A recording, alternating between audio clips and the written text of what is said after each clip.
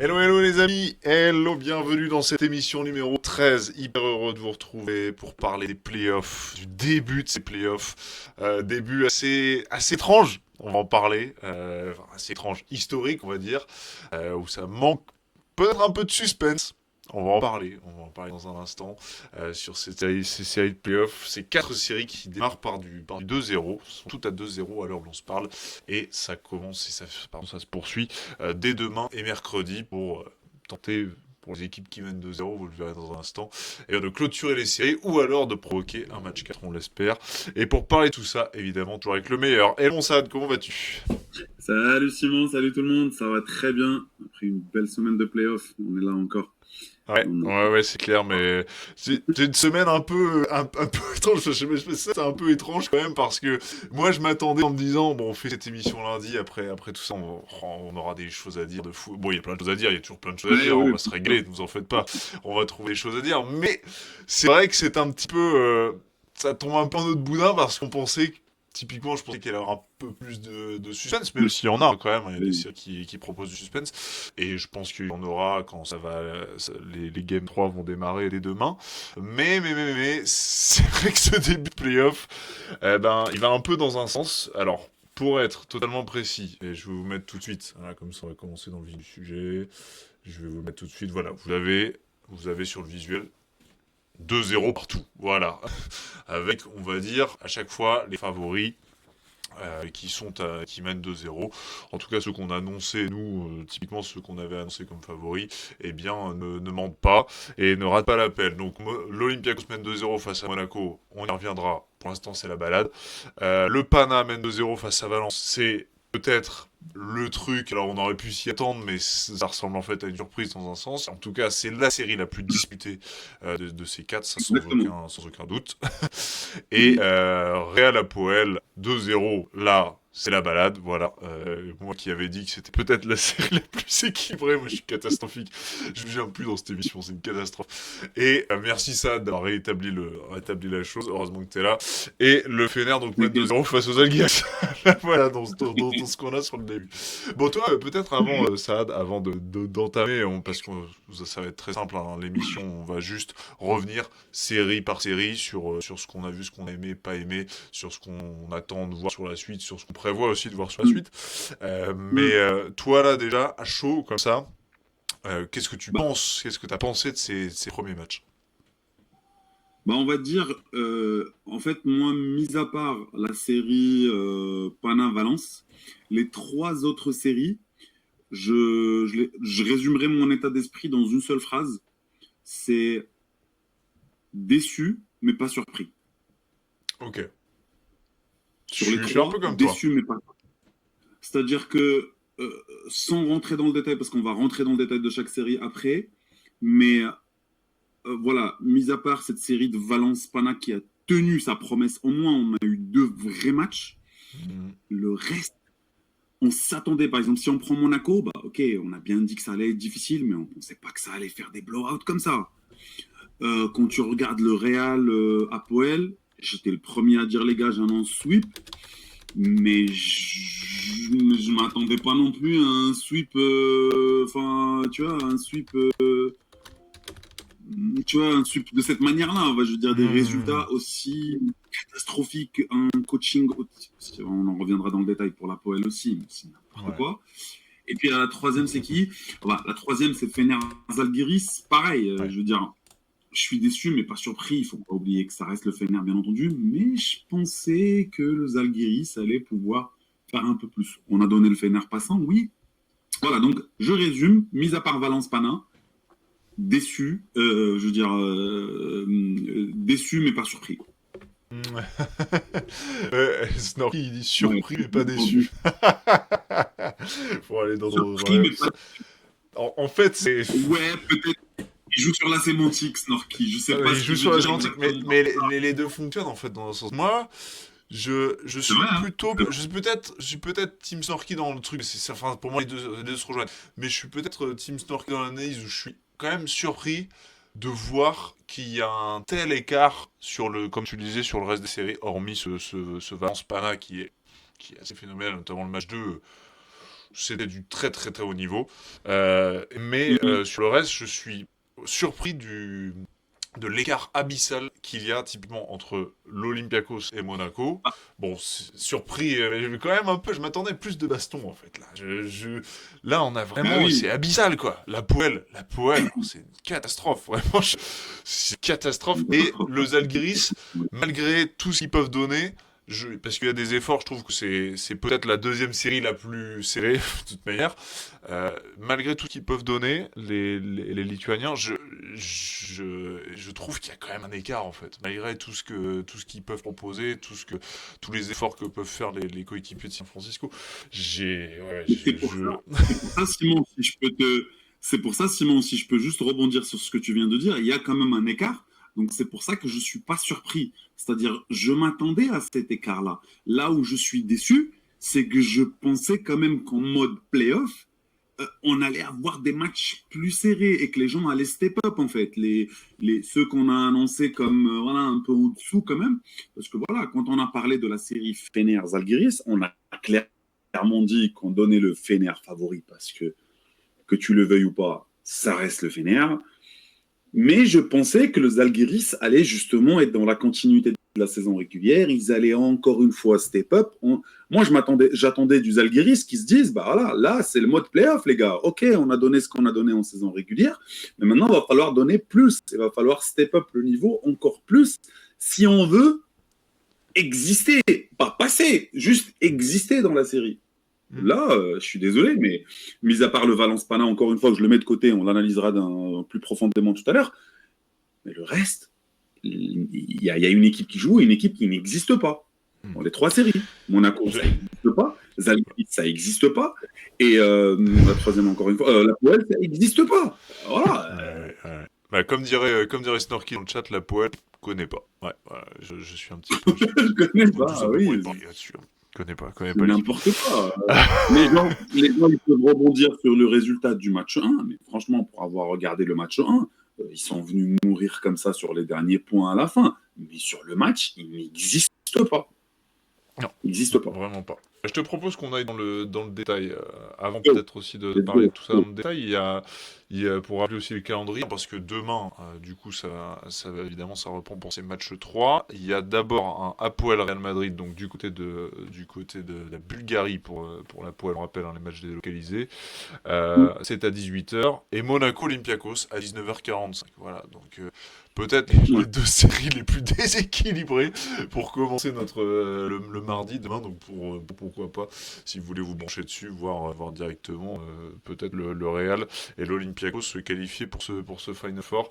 Et mercredi, on aura Zalgiris Fener à 19h et Pana Valencia à 20h15. Voilà pour le petit calendrier. Je propose qu'on y aille sur le débrief complet de chacune des séries. On va s'attarder évidemment sur chacune. Et on va commencer par celle qui nous tient le plus en haleine, et parce que vraiment elle couvre toute l'actu de ces playoffs, tellement il y a d'actu autre que le seul, le seul basket, hein, parce que ça dépasse aussi le cadre du terrain. Cette série entre Valence et le Panathinaikos, où le Pana mène donc 2-0. Une série assez dingue quand même. Match 1, ultra défensif, dégueulasse niveau adresse, où ça s'est terminé sur du 68-67 pour le Pana. Ça se joue sur un lancer franc Kendrick Nunn. Et le match 2 par contre, extraordinaire, 107-105 pour le Pana après prolongation.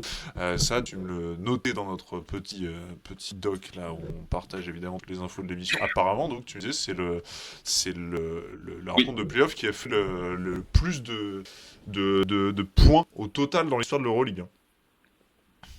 Exactement, en playoff. En playoff, dans l'historique playoff Euroleague, c'est le match dans le total des points marqués, c'est le match avec le plus grand total de points marqués.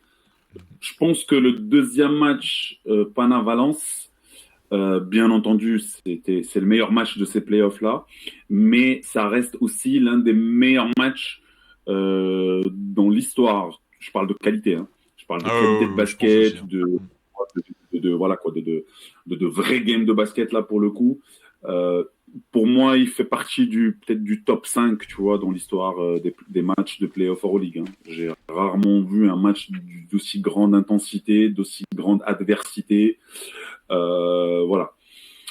Maintenant, pour revenir sur cette... parce que là, on enchaîne, on est d'accord? On Tu veux enchaîne sur parler, la tu veux, série. alors attends, je me demandais, est-ce que tu veux qu'on parle du côté basket d'abord, le Oui. côté hors terrain, parce qu'il se passe plein de choses hors terrain. On peut parler du Ah, basket ouais. d'abord. On peut Toi, parler du tu basket cherches d'abord, la peut-être. petite tête, toi. Toi, tu cherches la petite tête. C'est ça, en fait. Moi, C'est je vais mon à taf. Athènes, les gars, dans 2 semaines, d'accord? Donc, moi, personnellement, j'aime tout le monde. Je trouve que ce mec-là est extraordinaire, il est super gentil, voilà, moi je le trouve adorable comme personnage. Tout va bien pour ma part. À toi, Simon. À vous la parole. À vous l'antenne. Non, non, non, mais... Bon, attends, on parle basket d'abord. Vas-y, si tu veux, on parle du terrain. On va le dire parce qu'il se passe des choses hors terrain. C'est assez dingue quand même, cette série, elle est folle. Mais d'abord, parlons du basket. Voilà, je vous mets cette image, qui est l'image du Game 2. Voilà, qui est clairement l'image du Game 2. Ce Extraordinaire. buzzer beater de Nigel S. Davis sur la tête, là, ici, de Bryson Key. C'est le fait de match, clairement, puisque ça donne la victoire au Pana, au buzzer, sur cette fin de match complètement folle, où en fait Ace Davis finit le match à lui tout seul, puisqu'il met les 7 points pour terminer cette rencontre, tout le talent individuel. Incroyable. Sur le basket, et pourquoi je prends cette image, parce que ça Oui. symbolise un peu cette série, en fait, ça aussi, c'est que Ah le oui, Valence termine deuxième de la saison clairement. régulière, ils font une saison folle, on en a parlé des mille et une fois, mais quand on Mm. voit donc ce buzzer par Ace Davis, qui est le MVP du dernier Final Four en Mm. titre, remporté avec le Fener, Mm. une individualité assez extraordinaire, quand on a Kendrick Nunn, qui est un ex-MVP, quand on a TJ Mm. Shorts, voilà, bref, on voit que, Ouais. aussi, cette victoire du Pana et ces 2 premiers matchs remportés par le Pana sur le parquet de Valence, c'est l'illustration parfaite de cette expérience des Verts et du talent individuel aussi d'un côté, et peut-être d'un autre côté, la fougue de la jeunesse, de la découverte des grands rendez-vous, et peut-être aussi l'impatience dans les fins de match, et certaines fins de match pas si bien négociées par Valence, même si sur le deuxième match, ils sont quand même là, et ça peut basculer d'un côté comme de l'autre, mais je trouve que c'est un beau symbole de cette série-là, quoi. Oh non, mais je suis d'accord avec toi. Je suis d'accord là-dessus, Simon. Je pense que le mot-clé, encore une fois, qui va revenir souvent, hein, surtout sur 2 matchs, surtout sur 2 séries, pour moi, il y a un mot-clé qui est expérience. Expérience mode champion. Quand tu regardes la série Pana-Valence, surtout sur le premier match, bah, tu sens quand même qu'il y a un peu de... Parce qu'en fait, si on analyse tactiquement, techniquement la série, Valence, finalement, tactiquement, a continué de faire ce qu'ils ont l'habitude de faire. Moi, j'aimerais bien si quelqu'un peut venir me dire, non, non, le Pana a réussi à bloquer, par exemple, le jeu rapide de Valence, a réussi à bloquer, à diminuer le nombre de rebonds offensifs de Valence, a réussi. J'ai pas vu ça. Moi, j'ai vu On est sur le d'accord. premier match, j'ai vu un match ultra moche, oui, mais un match ultra moche juste parce qu'en fait, tout simplement, les shoots ne sont pas rentrés, ce qui arrive. Ce qui arrive. Si Valence était sur son niveau d'adresse, parce que quand tu regardes les shoots, c'est des shoots ouverts qu'a pris Valence sur le premier Mhm. match. Il n'y Ouais. a pas eu une difficulté extraordinaire avec des shoots ultra compliqués. Ce sont des shoots ouverts, mais je pense qu'ils les ont ratés par inexpérience. Parce que quand tu prends cette équipe de Valence, combien ont déjà fait les playoffs Euroleague? Je crois qu'il y en a un, c'est Costello. Hein. Et je Ouais. suis même pas sûr qu'il les a fait, les playoffs. Il a fait un play-in, je crois, avec Basconia. Darius Thompson, C'est tout. je pense l'an dernier, Ah oui, avec les fesses. Darius Thompson. Tout à fait, avec le FS qui a fait la saison dernière, du coup, contre le Pana. Et sinon, je sais pas. Neil Sacco n'a jamais fait. Bah, Non. les petits stars, là, Montero, etc., ils n'ont jamais Taylor, fait. Braxton Key, Taylor, non, non, non. Taylor, personne n'a fait. Donc, tu sentais quand même une certaine. Parce que, qu'on le veuille ou pas, on l'a déjà dit aussi plusieurs fois ici, les playoffs Euroleague se jouent beaucoup sur le mental. Le Final Four, c'est encore un cran au-dessus niveau mentalement. Mais les playoffs, déjà, c'est un cran mentalement au-dessus de la saison régulière. D'accord? Ensuite, le deuxième match. Bah, le deuxième match. Alors, le deuxième match, c'est extraordinaire. Je ne sais pas si tu as jeté un œil au stat. Hein. Si, Donc, le je les ai devant Pana les gagne yeux, de là. 1 point. Donc le Pana gagne de 1 point. De 2. Regarde les stats de l'ancien. Dans le 2, tu veux dire, le match 2. De 2 points. Ok, ouais, de 2 points, pardon. Regarde les stats au lancer franc. 50% Valence. Ouais. C'est terrible. C'est extraordinaire. Ah, c'est terrible. Le nombre de... J'ai l'image encore d'un Nil Sako. Mon Dieu, son shoot comme il est moche. 13 sur 23. Hein. Oh, 13 sur 23 au lancer. En fait, il m'a rappelé l'époque Shaquille O'Neal. Il m'a rappelé l'époque Shaquille O'Neal avec son geste dégueulasse, bref. Mais en fait, pour moi, ouais, grave. Le Valence perd pour moi, hein, il perd ce game 2 du coup sur les lancers francs. Et globalement, les 2 matchs, ça aurait pu. Bah oui. À la fin, ça tourne comme ça parce que Montero, il en rate un. Hein. Dans la toute dernière minute, là, il en rate un tout. Ouais, voilà. Il en rate un, c'est au pire des moments, alors que c'est Montero. Bon, ça fait une gamelle, voilà, peut-être dans... Comme tu dis, en fait, en saison régulière, c'est filoche tous les jours. Sauf que là, bah, c'est un autre niveau de pression, quoi. Bah oui, c'est un autre niveau de pression, c'est les playoffs, on l'a dit, c'est un cran au-dessus. Maintenant, voilà, pour ce que je disais, c'est-à-dire que le Pana a activé le mode playoff. Moi, j'ai le sentiment, encore une fois, je le répète, c'est pas pour taper sur Ataman ou quoi, mais honnêtement, j'ai vu aucune adaptation tactique. J'ai vu des joueurs qui se sont mis en mode playoff, en mode, ok, Kendrick Nunn, il met dedans, donne à Kendrick Nunn. NHD, le deuxième match, il met dedans, donne à NHD. NHD, pour info, il a mis 8 points sur les 12, je crois, du Pana en prolongation. Donc, à lui tout seul, il passe à 8 points juste sur les 3 dernières actions. Les 7 derniers points, c'est non, c'est les 8. 3, 3 et 2. Il fait 2-3 points. T'as raison, c'est moi. Ah bah oui. Il enchaîne 2-3 points et derrière, il enchaîne avec le fameux panier à la fin. Donc tu vois... Pardon. Non, mais il n'y a pas de souci. Pas de souci. Pour moi, je répète, Valence a fait exactement ce qu'a l'habitude de faire, Valence. Ils ont continué à jouer rapidement, ils ont continué de dégainer à 3 points, même si ça ne rentrait pas. Mais ils ont fait ce qu'on attendait d'eux. Ils étaient agressifs. Ils étaient beaucoup agressifs aussi sur le rebond offensif. Là où tu as raison aussi dans ce que tu disais, c'est que tu sentais aussi donc déjà l'inexpérience mentalement sur le volume de shoot raté, mais aussi l'inexpérience sur la gestion des fins de match. Pour moi, il y a un tournant qui est extraordinaire, c'est la fin du 3e carton. La fin du 3e carton. Bascule. Sur énorme bascule. Franchement, t'es à plus 6. T'as encore un shoot pour passer peut-être à plus 8, plus 9. Tu te retrouves à moins 3. Parce que tu dégaines dans tous les sens, parce qu'il n'y a aucune patience, parce que tu veux tirer en moins de 10 minutes, parce que tu perds des ballons. Et bah, tu te fais foudroyer par notre ami Hernan Gomez à la fin, buzzer. Spagné pour moi, Spagné au buzzer. Parce que moi, honnêtement, à un moment donné, je me suis dit, bon, bah là, ce soir, c'est Valence. Hein. Je veux dire, là, voilà, il n'y a rien à faire. Ils sont là, les mecs.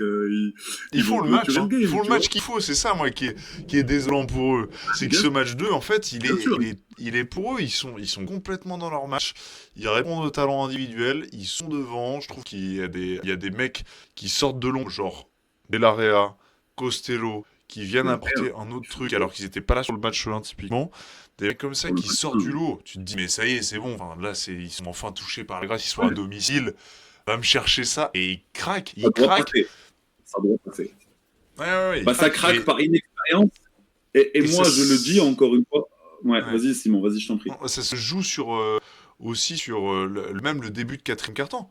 Parce que à cheval sur la fin du 3e, début de 4e, ils se font matraquer. Parce que je me souviens, là, il y a un autre moment qui m'a frappé sur ce match 2. Donc, début de 4e quart-temps, toute première possession. Le Valence doit remonter le ballon, remise en jeu. C'est Rivers qui est coincé dans le coin comme ça par Hernan Gomez et il fait balayer le coup comme ça et hop, magnifique flopping de Hernan Gomez, c'est revu à la vidéo par les arbitres, il siffle quand même faute et derrière un 3 points énorme de Haussmann et en fait ils enchaînent et ils prennent un 18-2 à cheval sur la fin du 3e et début de 4e, c'est fou.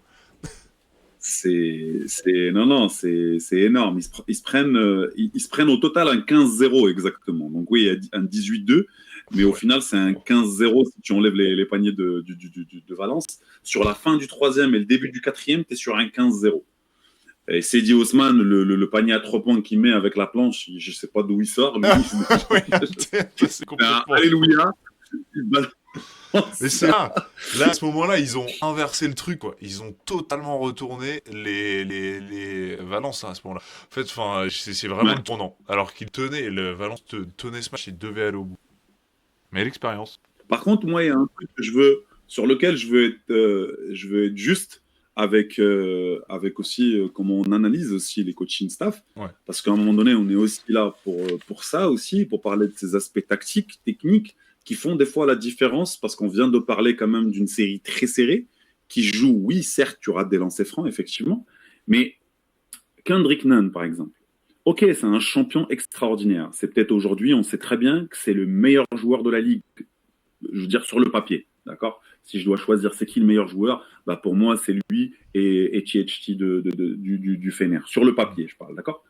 Maintenant, pourquoi à aucun moment Valence n'a essayé quoi que ce soit sur Nunn?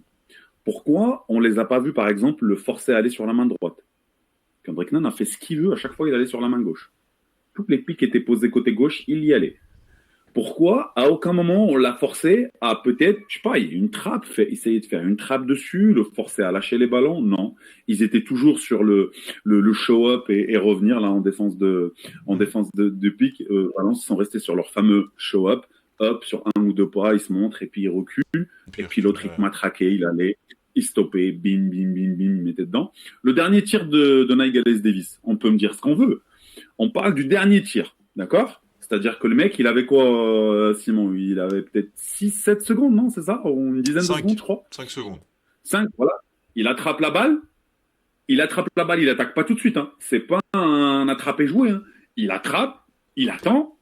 Donc, toi, en tant que défenseur, bordel, au moins, envoie-le à gauche. Je sais pas, moi. Envoie-le à gauche. Ramener, je sais pas, essayer de faire quelque chose. Eux, ils ont ramené la trappe à gauche, sauf que le mec, ils l'ont laissé à la droite. Je sais pas si t'as regardé quand tu revois l'action. Ouais. Tu vois qu'il y a une trappe qui arrive côté gauche, sauf que bah, tu lui as déjà ouvert la droite. Ça sert à quoi, la trappe? Parce qu'on a vu qu'ils venaient trapper à deux pour le forcer à lâcher la balle. Ils sont pas bêtes. Ils savent très bien qu'il faut que... Mais du coup, je me demande, est-ce que la consigne était claire qu'il fallait l'envoyer à gauche ou est-ce qu'il n'y avait pas de consigne tout simplement? Moi, je pense qu'il y avait quand même une consigne. Alors pourquoi elle n'a pas été respectée? Est-ce que le mec, il est allé à droite? Tu vois que sur l'action, donc c'est Braxton qui défend dessus et il prend il prend un écran de le sort.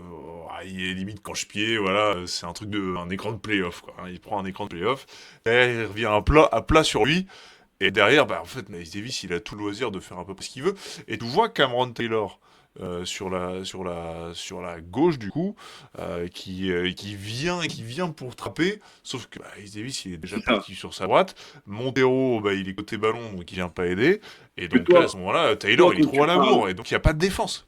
Oui. Oh mais attends, toi quand tu parles de l'écran de le sort, tu parles sur la touche, tu parles pas une fois, parce que tu parles pour le libérer sur la touche. Mais une fois qu'il a libéré sur la touche, je suis désolé Simon, mais il a repris ses esprits, il a repris son équilibre, notre ami qui là. Mais tu vois qu'il est pas... En fait, pour moi, c'est là où il fait l'erreur, c'est il perd la lucidité, j'ai l'impression. Moi, je suis persuadé qu'il y avait une consigne de l'envoyer à gauche, parce que sinon, Tyler, il serait pas venu comme ça de lui-même. Tu me dis peut-être une initiative individuelle, mais... Surtout, il vient, mais... Je sais pas.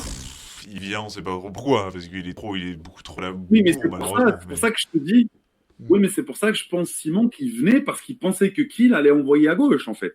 Parce que peut-être que la consigne, c'était envoyer Nigel Davis à gauche et on vient le trapper pour qu'il lâche la balle. On aura déjà gagné un peu de temps. Sur une rotation supplémentaire à un troisième joueur, déjà, ils n'ont pas beaucoup de temps, tu vois. Ils sont obligés de faire encore une extra passe ou prendre un shoot compliqué. Mais bref, voilà, tout ça pour dire que globalement, sur les deux matchs, moi j'ai vu un Kendrick Nunn qui a fait ce qu'il veut déjà. Ça, on va pas se mentir. J'ai vu un Kendrick Nunn en mode playoff. Dès qu'il attrapait la balle, le mec, il faisait ce qu'il voulait. Tout le monde a fait ce qu'il voulait. Même Miles Davis, je trouve que... Sur le deuxième match. Sur le premier match, c'était compliqué. Mais sur le deuxième match, il a fait ce qu'il veut. Après, franchement, Ace Davis, les shoots qu'il a pris sur le deuxième match, pour moi, ils sont ultra compliqués. Franchement, c'est des shoots de très grand niveau, quoi. Ouais, tu vois, autant et moi je dirais même sur tu vois sur Kendrick Nunn il arrive à chaque fois à les battre sur le premier pas et il arrivait à se créer un shoot à lui tout seul en éliminant déjà le défenseur en jouant son 1 contre 1 alors que Nigel Hayes Davis les mecs ils étaient là face à lui ils mettaient quand même des shoots trucs très compliqués sur la tête des gens quoi c'était bah il est payé pour ça hein, j'ai envie de dire hein, Il est finalement venu pour ça, hein. Il est venu pour et il, enfiler les perles comme ça, à mon avis. et il est venu pour ça Ouais. donc ouais maintenant, je pense que si on veut se projeter un petit peu sur la suite, Ouais. pour moi, il y a pas 1 milliard de solutions. Hein. Le seul, le seul espoir, enfin, j'allais dire une débilité là, parce que j'allais dire le seul espoir de Valence, c'est qu'il faut qu'il gagne le prochain match. Mais si Valence gagne le prochain match, Merci. honnêtement, Abonnez-vous des analyses de qualité, hein. j'allais dire une dinguerie. J'allais dire alors le seul espoir pour qu'il reste vivant, c'est qu'il gagne le prochain match. Encore, tu m'attends. Bref, expertise incroyable, premium. Euh, non, non, non, pour être plus sérieux, ce que je voulais dire là, c'est que si Valence gagne le premier match, honnêtement, là, je pense qu'il y a quelque chose qui va se jouer. Le quatrième match, il va être extraordinaire. Je dis pas que ça va passer, mais voilà. Et je dis que ça risque de commencer à mettre le doute un petit peu dans la tête du Pana. Maintenant, honnêtement, ouais, j'y crois pas. J'y crois pas. Il y a notre Fred Mazéas national qui est dans le chat et on l'embrasse, qui te chérit bien et il dit si Valence gagne, ils peuvent continuer la compète ou pas? Putain, c'est fou. C'est fou, ils peuvent continuer à jouer, c'est fou. Grandes analyses. Maintenant, ouais. Simon, je vais te tendre la perche parce que je sais que t'attends que ça, du coup. Oh, du coup, je vais te permettre de faire la transition parce que je suis un mec comme ça, moi. Je permets les transitions. T'en supplie. Il y en a qui disent que voilà que potentiellement le Pana va faire exprès d'aller au match 5 pour permettre à son owner, donc à son propriétaire, de faire le Final Four à la maison. À vous la parole. La transition est toute faite. Oui, parce qu'il s'est passé plein de choses hors terrain. Il s'est passé beaucoup de choses hors terrain. Alors, vous l'avez, hein, le président du Panathinaikos devant vous sur ce screenshot du papier de l'équipe, Giannakopoulos, pour ne pas le nommer. Bon, il faut replacer le contexte aussi. C'est entre les deux équipes, il y a un passif. Voilà, on en avait parlé lors de la preview. Il y avait déjà eu échange de petits mots, notamment avant les playoffs, avec Ergin Ataman, le coach du Pana, qui a déclaré nous verrons quel entraîneur gère le mieux les playoffs. Dans ce genre de série, il n'y a pas de place pour la chance. Voilà, déjà aussi en saison régulière, il y avait eu déjà des petits bisbilles. Et là, sur cette série, en fait, c'est aussi le signe que cette équipe du Pana est rentrée aussi dans la tête de Valence sur le côté expérience. Parce que le fait que le président du Pana, Giannakopoulos, vienne semer le trouble comme ça, en étant assez infernal, en allant derrière la table de marque, en mettant la pression sur les arbitres, en hurlant derrière le banc. C'est pas nouveau en fait, cette déstabilisation crade, là, il fait ça depuis des lustres. Mais en fait, c'est une sorte de facteur X aussi pour le Pana, parce que ça rentre dans les têtes aussi. Derrière, on parle de ça en conférence de presse. Derrière, Martinez, le coach de Valence, l'un de ses premiers trucs, c'est qu'il dit voilà, le Pana c'est une super équipe, mais l'attitude du président elle est inacceptable, c'est pas correct. L'Euroleague ne devrait pas autoriser des gens à créer une mauvaise atmosphère. Voilà ce qu'il aurait dit notamment aussi en conférence de presse. Donc apparemment, ils s'en étaient pris à la table de marque. Donc ça rentre aussi dans la tête de Valence, j'ai l'impression. Et Giannakopoulos, lui, il en joue. Et de toute manière, il n'y a personne pour trop l'arrêter. L'Euroleague met des sanctions. Notamment l'an dernier, il avait pris une amende, autour de 30 000 euros si je ne me trompe pas, quand il avait insulté un membre du board, la fille d'un membre du board de l'Olympiakos. Bon, voilà, il n'en est pas son premier coup d'essai, le garçon. Mais voilà, il joue de ça forcément derrière. Il y a une enquête de police, carrément, et une enquête qui va aller jusqu'à la commission des sports pour savoir un petit peu, pour venir éclaircir ce qu'il aurait pu dire, ce qu'il aurait pu faire, notamment du côté de Valence, sur le côté pressurisant qu'il aurait pu mettre, et sur le fait que ça aurait pu apporter atteinte à la sécurité de l'événement, parce que c'est un mec assez sulfureux. Donc il y a une enquête en cours, hein, il y a une enquête en cours, mais apparemment, il serait déjà suspendu pour les 3 prochains matchs. C'est ça qui est sorti aussi, ça, non? Ah, mais c'est officiel, visiblement. Les Ouais, ouais, trois ouais. prochains matchs. Les cinq, Hmm. les trois prochains matchs. Trois C'est pour prochains ça que matchs, je te hein. disais. Ouais, tout à fait. Donc, il est suspendu officiellement les trois prochains matchs. Le problème, les trois prochains matchs, c'est que si le Pana sweep, les trois prochains matchs, ça veut dire, si ça va jusqu'en finale, demi-finale. Ça veut dire qu'il ne voit pas le Final Four à la maison. Ouais. Donc, c'est pour ça que je te disais, il y avait on va dire, il y avait des esprits, il y avait des complotistes là. Mais bon, moi, j'y crois pas à cette théorie, bien entendu. Ça, c'est juste impossible, c'est des bêtises. Mais oui, malheureusement, on, on est arrivé malheureusement à ce qui s'est passé en dehors du terrain. Bon, moi, honnêtement, oui, bien entendu, on peut jamais cautionner ce genre de comportement, ça c'est clair. C'est parti un peu trop loin pour moi, je pense que oui. Alors Je pense aussi. après, voilà. Alors après, oui, voilà, il y a eu des tensions avant match aussi, il y a eu des Mm. paroles qui ont été dites, machin, avant match, ça a monté la sauce. Je pense que ce que tu dis là, tu as raison, c'est-à-dire que Valence, j'ai le sentiment quand même qu'ils sont un peu tombés dans le panneau, peut-être aussi. Ça rentre dans la Euh, tête, hein. le Pana, ils ont l'habitude, hein. Eh Je veux oui. dire, en Grèce, crois-moi bien qu'il n'y a aucun match qui se termine sans polémique, hein. On l'a bien vu, même avec des matchs lambda, hein, des matchs random, des fois, ça va. Même si l'Aris Salonique, c'est pas random, c'est quand même une salle de dingue. Mais tu vas à l'Aris, c'est pas facile. Tu vas au PAOK, c'est pas facile. C'est jamais facile, hein. C'est en Grèce, là où tu vas. Il y avait un match ultra random Olympiakos contre je sais pas qui, et ben Evan Fournier, il a craqué. Bartzokas, il a craqué. Donc ouais, c'est quelque chose, j'ai envie de dire, limite, je sais pas, ouais, je sais pas, je sais pas, honnêtement, j'ai pas envie de tomber sur tu vois, sur quelqu'un plus que l'autre, mais malheureusement, ce qu'il faut sur la chose sur laquelle il faut s'accorder, c'est que ce sont des choses qui, oui, effectivement, ils doivent pas arriver autour d'un terrain de Ben basket. On aurait non, c'est pu ça, enfin... régler Non, mais le sport. aussi, je pense qu'il y a eu et on le sait, enfin, il y a un contentieux, et je pense que tout le monde le sait aussi dans la salle, mais bon, pour être aussi précis, il y a quand même des policiers qui ont attendu, et qui sont même allés chercher Giannakopoulos dans le vestiaire du Panathinaikos. Ils ont attendu devant. Euh, Un une passeport. procédure qui serait apparemment logique pour tenter d'identifier en fait les personnes aussi, parce qu'il y avait deux personnes, des membres notamment du staff grec, pour justement éclaircir ces situations, apparemment ces comportements menaçants, qui vont derrière faire l'objet d'une enquête plus grosse que celle de l'Euroleague, qui a donc déjà statué sur le fait de le suspendre pour les 3 prochains matchs.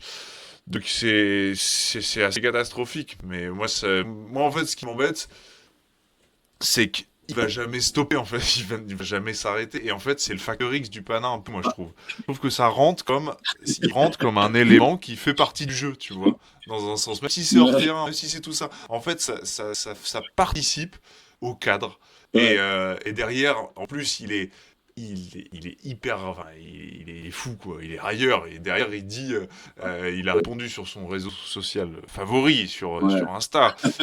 Derrière il répond à Martinez, le coach donc de Valence, qui donc, l'avait dit que son comportement est inacceptable. Derrière il dit, oui ok, bon, déjà il dit, je tiens à vous féliciter, vous êtes un excellent entraîneur, machin, voilà, super, il passe la pommade, et puis après il dit, si vous voulez devenir une grande équipe, pas simplement une bonne équipe, il faut que vous appreniez à perdre et pas à blâmer le vainqueur. Alors c'est quand même le Roquefort qui dit au camembert qui pue, parce que c'est quand même dingue de dire ça de la part de Giannakopoulos, qui ne sait pas perdre. Donc en fait, il joue tout ça. Il joue tout ça. Et il y a un environnement autour de cette série-là, avec ça, je trouve que du coup ça déporte tout côté sportif un peu. Alors que pour moi, tout ça est un ensemble, tu vois. Mais ça vient un peu déporter. J'ai vraiment l'impression que Valence, ça rentre dans leur tête. Alors je dis pas que c'est ce qui les fait perdre, pas du tout. Parce qu'ils étaient pas loin de gagner le match 2. Mais Je trouve qu'en fait, Oui, ouais, comme ça tu aurait dis, pu en tomber de fait, l'autre il côté. Mm. tombe un peu dans le panneau. Giannakopoulos, il est là, il met la pression. Ça fait des années qu'on sait que c'est pas un bon type, voilà, et qu'il fait plein de trucs très crasseux comme ça. Mais il vient mettre la pression et c'est son personnage. Mais faut pas rentrer dedans, quoi, entre guillemets. Valence, ils Ouais, ont raison. Faut dénoncer. Faut y aller. Faut dire que c'est pas acceptable et ils ont raison. Mais c'est vrai que dans une série comme ça où maintenant tu perds 2-0 sur le côté sportif, peut-être que t'en compliqué perds. là. Après, si tu vas gagner là-bas, par contre, ah là, tu réponds d'une manière absolument héroïque. Oui, sauf que gagner là-bas, honnêtement, moi j'y crois pas. Peut-être qu'on va se tromper encore une fois. On va se parler la semaine prochaine. On va dire, ah, on a un match 5. On serait les premiers heureux, bien entendu, parce que malheureusement, là, on a des playoffs qui vont pas durer super longtemps, à mon humble avis. Ouais, gagner à Valence, ça risque d'être, ouais, Ah, au ça risque Panafia. d'être compliqué. Gagner le Valence qui gagne au Pana, ouais, ouais, Ce sera la ouais, suite. ça va être- Ce sera la suite, Hmm. les amis. Ce sera la suite de ces playoffs. Voilà, on a beaucoup parlé de ce Valence-Pana, mais ça a mérité, hein, parce que c'est clairement la série. C'est la meilleure Parce que série. derrière, je vous dis, l'émission va se terminer dans 10 minutes. Hein. Il y a plus- Et les il autres y vont a- enchaîner, vous inquiétez pas.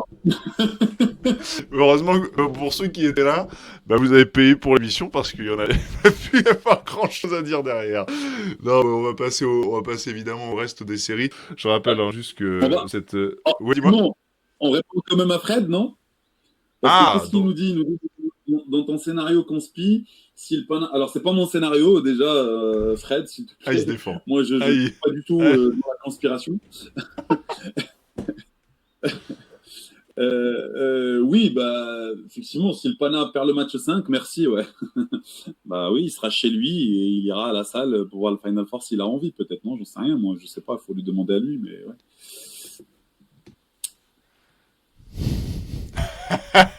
Il est là, Bien il est bien préciser, présent, c'est Fred. pas mon scénario, Fred, s'il te plaît. Moi, je suis pas là-dedans. Moi, je pense que le Pana va clôturer la série dans les 2 prochains matchs.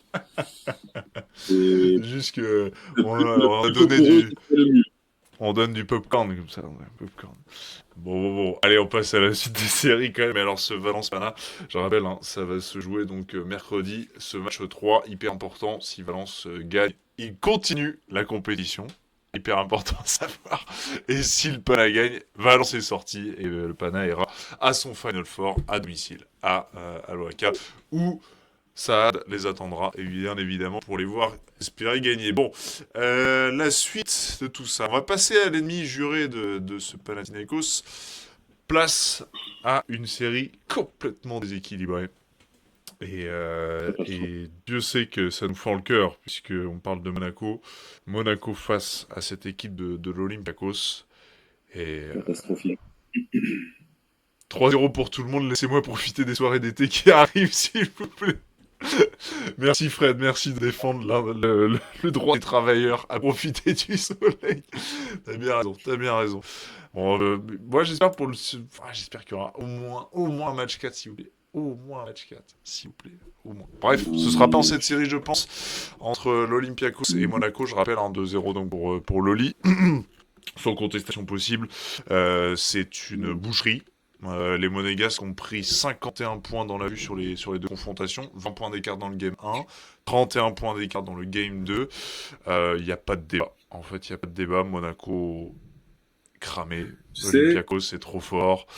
C'est ouais. dur. Je me souviens du match 2 où je me suis dit... Parce que tu sais, je me souviens que la semaine dernière, je t'avais dit, au match 1, t'inquiète, ils le prennent pas, mais t'inquiète, match 2, let's go. Encore une fois, suivez-nous, hein, Hmm. des très grandes techs.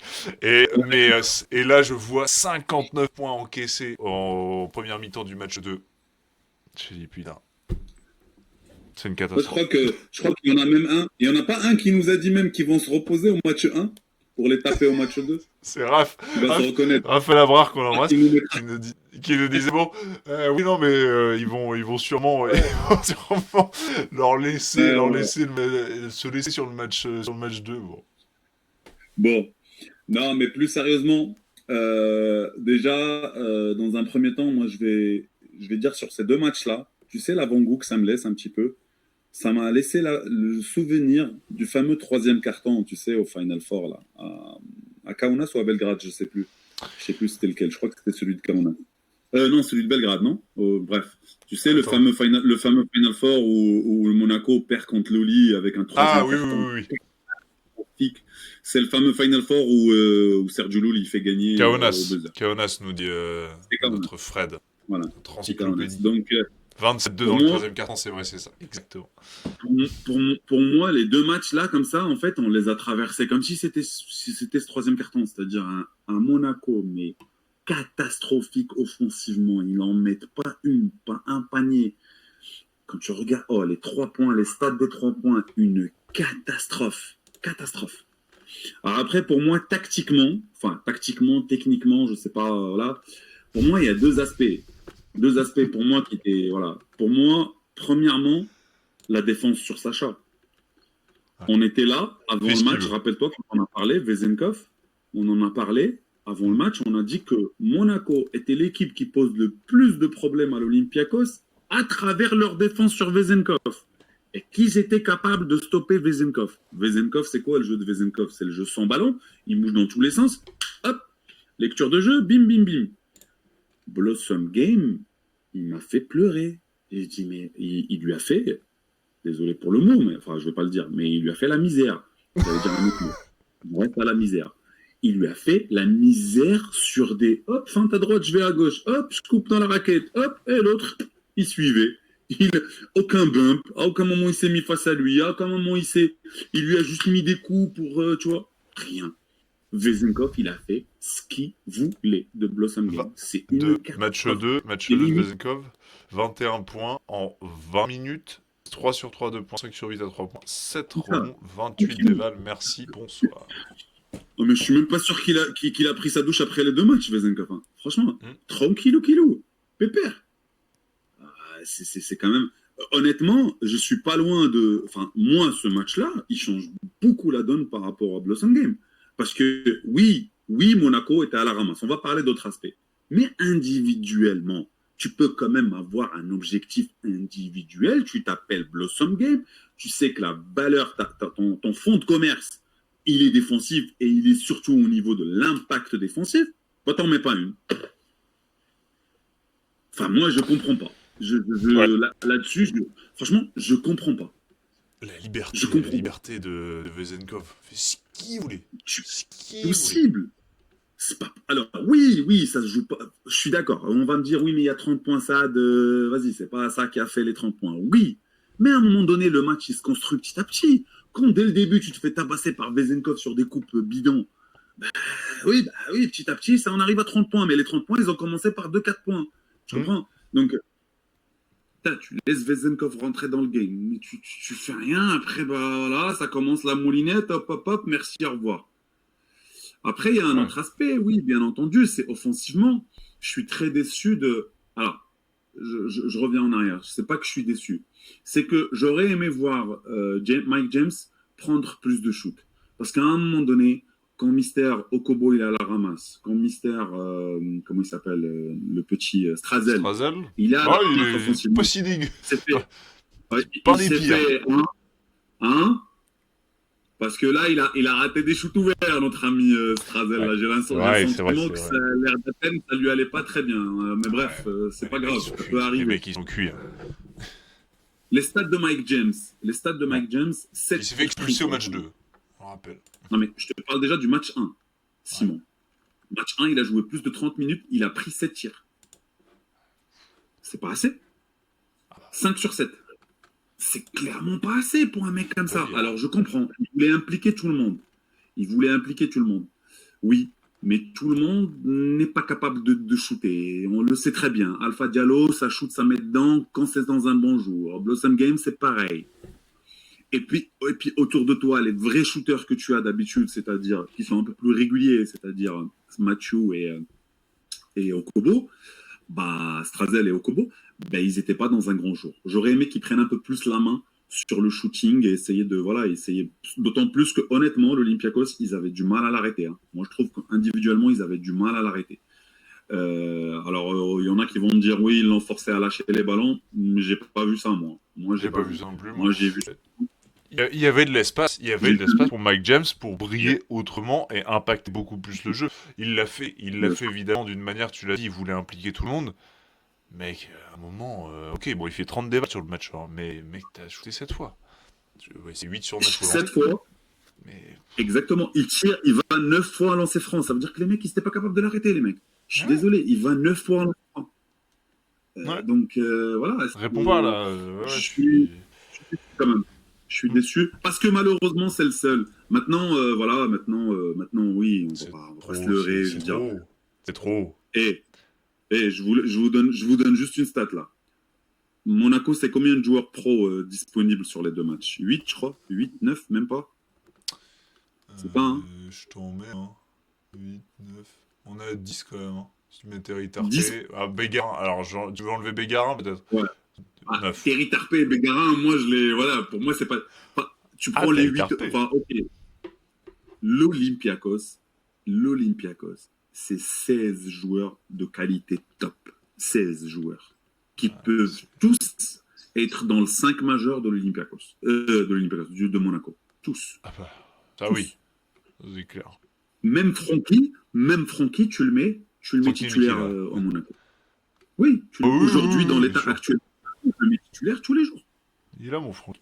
Donc, à l'intérieur, les mecs, ils doivent choisir. entre comment il s'appelle, l'intérieur qui était à Monaco, le Donta Hall, ou bien l'autre là, Tyreek Jones. Ou Milutinov. Tyreek Jones, Donta Hall, et t'as Fall qui est blessé. Alors que Monaco, sur un pied. Et Cavari Saïs, voilà quoi, tu vois. Non, c'est chaud. Donc, non, mais à un moment, c'est ça qu'il faut dire aussi. C'est que les mecs, Monaco arrive au bout de son épopée fantastique et sa capacité à donner. À un moment, je me souviens que c'est les mots de Raphaël Aouar, notre Raphaël Aouar sur Euroleague France, sur le site, sur un papier qu'il a écrit récemment, le tout dernier en date. Il disait à un moment, le cœur ne peut pas toujours suivre le corps, quoi. Et là, malheureusement, c'est plutôt le corps ne peut pas toujours suivre le cœur, c'est plutôt ça. Parce que là, à un moment, ils ont un cœur énorme, les Monégasques, qui sont arrivés jusque-là. Déjà, ils sont arrivés jusqu'à battre le Barça en play-in, à atteindre cette 8e place. Mais là, dans l'enfer du stade de la paix et de l'amitié, c'est les points, en fait. Enfin, genre, c'est trop pour eux. Et malheureusement, ils peuvent, là, sur leur dynamique, même s'ils ont tout le cœur du monde, et ils peuvent pas, en fait. Ils peuvent pas. Ils en ont pas les capacités. Mais c'est pas forcément dû qu'à leur intelligence tactique ou au fait qu'ils ne rentrent pas les tirs aussi. Enfin, je trouve aussi qu'il y a un aspect plutôt aussi mental, physique, d'usure, quoi. Les mecs... Là, ils ont joué une prolongation contre Strasbourg en Betclic. Ça se finit à 3 points. Ils gagnent. Ça va être bizarre de leur fin de saison, là. Je sais pas à quoi ils pensent. En fait, je sais pas si tu te rappelles ce qu'on disait dans l'émission d'avant, là, pour justement essayer d'imaginer un certain scénario où Monaco puisse rivaliser, ne serait-ce qu'un minimum avec l'Olympiakos. C'est qu'on se disait, si à l'entrée du 3e quart-temps, c'est-à-dire si à la mi-temps déjà, tu as déjà pris 10-15 points d'écart, c'est compliqué. Ils sont obligés d'arriver au 4e quart-temps, au début du 4e quart-temps, s'ils veulent survivre et espérer quelque chose, je dis pas que ça passe, mais je dis espérer quelque chose dans l'état actuel des choses, ils peuvent faire un coup si au 4e quart-temps, ils sont là encore, à 5 points, 6 points, 7 points. Là, tu peux faire quelque chose. Mais quand tu te fais massacrer les 3 premiers cartons, mentalement, dans une équipe qui mentalement est, comme tu viens de le dire, est à bout de force, compliqué. Le 4e carton, t'arrives, tu dis, quand est-ce que ça va se terminer cette histoire, tu vois, et tu passes à autre chose. Ouais, non, mais c'est exactement ça. Bon, on espère. Maintenant, le 3e match, on va tous le regarder avec un grand plaisir, bien entendu. Malheureusement, Diallo n'est pas là. Je crois pas Diallo. C'est ce que pour rebondir sur ce que dit Fred dans le chat aussi, pas de Thaïs touché au doigt, pas de Diallo touché aux adducteurs, et Mirotic n'est toujours pas là. Donc,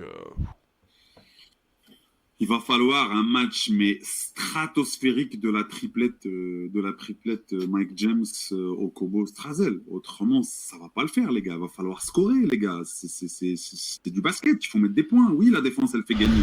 Mais quand tu joues contre une armada comme Loli, il va falloir aussi scorer. Enfin, je veux dire, tu peux pas gagner 1-0 au basket. Hein. C'est pas possible. Hein.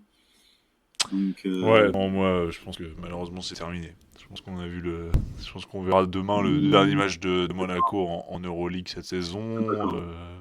Je sais pas si je l'an suis prochain, plutôt on va d'accord. voir ce que ça va donner. Hum, Je pense que ouais. c'est cuit. D'ailleurs, on n'a même pas donné de pro sur Valence-Pla, mais juste comme ça. Toi, tu vois quoi pour le match 3? Sweep. Ouais, je pense aussi. Je suis Je d'accord. On va m'annonce. pas rentrer dans les détails, faut pas revenir dedans, mais moi je suis d'accord. Je suis d'accord, je pense que c'est sweet. De toute façon, moi perso, je vois que le Fener qui est capable peut-être de perdre à Je pense Zalgiris aussi. un match et gagner le deuxième. Je Les pense autres, aussi. je vois des sweeps partout. Voilà pour ces Monégasques face à l'Olympiakos. Bon bah si vous êtes potentiellement confiant sur ce qui va se passer demain à 19h45 du côté de Gaston Médecin, n'hésitez pas à le signifier dans le chat. Ce sera évidemment tous vos commentaires seront renversés à l'association Aide pour Monaco. Les pauvres, non c'est dur. Donc on espère évidemment qu'ils vont se battre jusqu'au bout. Je pense vraiment ils vont se bastonner. Ça va pas être les mêmes matchs. Je pense que les deux branlées qu'ils ont prises du côté du stade de la paix et de l'amitié. Ce sera demain 19h45 avec notre Fred qui nous met des petits emojis balais. Des petits emojis balais, je pense aussi. Voilà, Eh sans oui. aucun doute. Sans aucun doute. Demain 19h45 pour Monaco pour relever la tête. On l'espère. On va regarder ça. Et On on est regardera ça. avec eux. J'imagine que On c'est sur pense qu'il y a Euroleague. sweep et on est encore avec Monaco. Hein. Bien Demain, à sûr. fond derrière Monaco. Et j'imagine, notre cher Fred va me le confirmer dans le chat, que c'est évidemment commenté en français sur Euroleague TV demain. Pas Fred. Je ne prends pas de risque, je ne prends pas de risque en disant ça, mais je pense que oui. Il va nous On vous confirmer, entend demain. notre Fred, puisqu'il sera, je pense, évidemment, au commentaire de cette rencontre demain 19h45. La suite, la suite. La suite, tout simplement. Ah, encore une série bien équilibrée. Real Madrid, Apoel Tel Aviv. Eh ben, dis donc, je propose de rester 5 minutes sur cette série. C'est un massacre. Non, mais c'est un massacre, je te jure. Alors, le premier match est sympa avec l'Apoel, hein, 86-82. Le score final, vous dites, eh, mais vous êtes dur en fait avec l'Apoel. Ils ont été. Non. Non, non. Ah, non. Non, non, c'est Deuxième à la match, ramasse. C'est à la ramasse. 102-75. Voilà, là Oh vous là. serez d'accord avec nous, c'est n'importe quoi. Non, mais il n'y a pas de match en Non. fait, enfin, il n'y a pas de série entre le Real et l'Apoel Tel Aviv. C'est le Real qui déroule en fait. Le Real déroule, tout ça sans leur pivot Walter Tavares, qui est blessé au genou. Attention à surveiller quand même sur la suite. Alors, pas de la série, parce que je pense que la Mm, série au moins ils vont passer. Mais pour le Final Four, ça va être à surveiller quand même, parce il est touché mm, lésion au ligament latéral interne du genou gauche. À mm. voir comment il va se remettre de tout ça pour la suite. Alors, je dis pour la série, moi j'ai pas trop de soucis. Je pense que ce sera clôturé Ouais, en Bulgarie dès demain à 18h. Mais tranquille. voilà, ouais. Donc, quel est un peu ton ressenti? En fait, ça vient confirmer, toi, ce que tu prévoyais dans l'émission précédente. Tu me disais, votre mère, je trouve que tu disais que c'était pour toi la série la plus déséquilibrée. Ça se voit. Oui, clairement. Clairement, pour moi, celle-ci, c'est la série qui était ce qu'on disait, tu sais, aussi avant l'émission de preview là, des playoffs. On Ouais. disait que c'était pour moi la série la plus simple à pronostiquer.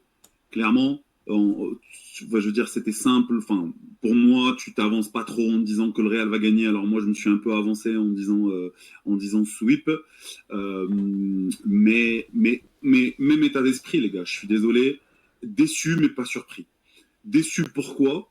Parce qu'en plus de ça, alors déjà, en plus du fait que, ok, je croyais au sweep et je croyais qu'au Real allait passer, mais je pensais avoir des gros matchs, voir des bons matchs à minima, quoi. Je veux dire, là, je suis désolé, sur les deux matchs, c'est le néant. C'est le néant. Le Real s'est baladé, d'accord? Et ensuite, il y a un élément supplémentaire qui s'est rajouté, tu viens de le dire, qui est Edith Tavares. Edith Tavares, je veux dire, les gars, on parle peut-être du meilleur poste 5, en tout cas comment dire, pour protéger le cercle, etc. Et pour impacter le cercle offensivement. Mais il se blesse dès le début du match. Ouais. Tu t'appelles l'Apoel, tu te dis, bon, c'est une bonne nouvelle. Tu Je vais t'appelles en l'Apoel profiter. et tu as Dano Tourou dans ton effectif. Et il s'est régalé, hein, d'ailleurs. Il a fait un énorme match. Il a fait un premier match à Voilà, 38 déval où il prend 17 rebonds. Mais tu n'en profites pas assez. alors ça, va falloir qu'on m'explique. Alors moi, je vais m'arrêter 2 minutes sur Dana Autourou. Dana Autourou, pour moi, c'était un joueur jusqu'ici que tu sais, qu'on connaissait, parce que pour moi, ce joueur-là, il a progressé d'une manière extraordinaire. Ouais. Jusque-là, je voyais Dana Autourou un peu au mode, tu vois, pique, envoie-lui ça en cercle, bim, ça balance des dingues dans tous les sens, etc. Le gars, il est en train de faire une série contre le Real. C'est le seul aujourd'hui qu'on peut dire il tient le niveau. C'est le seul. Peut-être un peu Elijah Bryant, mais non, pas le genre. Oula. Dana Elijah Autourou, moi je Bryant, le vois. moi Ouais, je c'est suis limite. d'accord avec Snorky dans le chat. Je comprends pas Ouais. ce qu'il a fait dans la first team. Si ça, si ça, pardon. Non, Ah, non, mais, ça je comprends qu'il y soit. Mais par contre, sur les playoffs, ah ben il est non, catastrophique. Il est mais catastrophique. Il clairement. a moins Clairement. 14 d'éval par rapport à son éval de la saison régulière. En playoffs, c'est difficile. Mais le seul aujourd'hui qu'on peut dire, pardon, qu'il a réussi à tenir son truc, c'est Autourou. Et moi, Autourou, il m'a bluffé même. Il a rajouté des skills. Je sais pas si tu as vu, à un moment donné, il prend la balle, il s'écarte, il se prend le petit pull-up. Chose que, voilà, Autourou, c'est pas, tu vois, c'est pas un Brandon Davis, tu vois, c'est un Ah mec, non, mais c'est déjà, pour lui donner la impressionné balle au par ça, poste moi. bas. Ouais. Mais franchement, j'ai vu des choses. Et puis, qu'est-ce qu'on a? Quand tu regardes le match, si tu regardes les deux matchs, à chaque fois que la balle arrivait sur Autoroute, il créait quelque chose. Panier, faute ou un truc. Passe ou quelque chose, tu vois. Il est Eh ultra ben, dangereux à chaque fois. mais je ne comprends pas. Tu regarderas les deux matchs, il y a des passages de 5, 6, 7 minutes où il touche pas la balle. Ouais. Il touche pas la Ils balle. le servent pas. Alors on va me C'est- dire, ben ouais, on le sert pas. On va me dire oui, mais le Real le coupait. Le Real ne coupait rien du tout, les gars. Le Real ne coupait rien du tout. Le gars, il était tellement, en plus le Real jouait small ball à partir du moment où Eddie Tavares s'est blessé. Eh Notre oui. ami Jérémy Len n'a pas beaucoup joué, hein. N'a Non. pas beaucoup joué. Il l'a mis à Il jouait certains moments, mais énormément. c'est Garouba. Hein. Garouba qui a essentiellement joué à la place de Exactement, Tavares, exactement. qui est Et plus Garouba, je te dimensionné. rappelle, eh ben oui, il est en termes de taille versus Autourou, voilà quoi, il lui doit quelques centimètres. Même s'il passe devant, tu peux passer par le pouce 2 haut, mètres 3. relation pouce Notre 2 voilà, mètres voilà, 3, là. hein, Garouba. Bref. Donc, compliqué. Mais tu vois, Garouba, c'est pas un vrai poste 5. C'est ça ce que je veux dire. Tu vois, ça reste quand même Oui. un petit poste 5. Un Ouais, petit poste 5, quoi. Je veux dire, il a pas cette taille-là des Autourou, voilà. Tavares. Euh, donc là-dessus, moi, je suis ultra déçu. Et donc, globalement, je suis déçu finalement de Monsieur Itoudis. Bon, il y a des mises en scène sur les temps morts. Bravo, Dimitri, mais on aurait aimé voir un peu plus de choses proposées tactiquement à partir du moment où Edith Tavares. Non, mais c'est vrai, Itoudis, on a l'impression il joue avec Euroleague TV, quoi. Enfin, t'as l'impression, le mec, voilà, et moi, je suis franchement, ça me choque. À chaque fois, il essaye de faire le mec et tout sur les temps morts, comme ça, on me dit, waouh, le temps mort d'Itoudis. Mais qu'est-ce qu'on en a à foutre de ton temps mort, Itoudis propose quelque chose. Sérieusement, arrête de balancer des mots dans tous les sens pour rien. Franchement, voilà quoi, je veux dire, non, moi je suis ultra déçu de Itoudis. De toutes les façons, globalement, Itoudis, depuis qu'il est à la Poel, donc à l'Euroleague, parce que je ne l'ai pas suivi en Eurocup, mais depuis qu'il est en Euroleague, moi je suis ultra déçu de sa prestation tactique.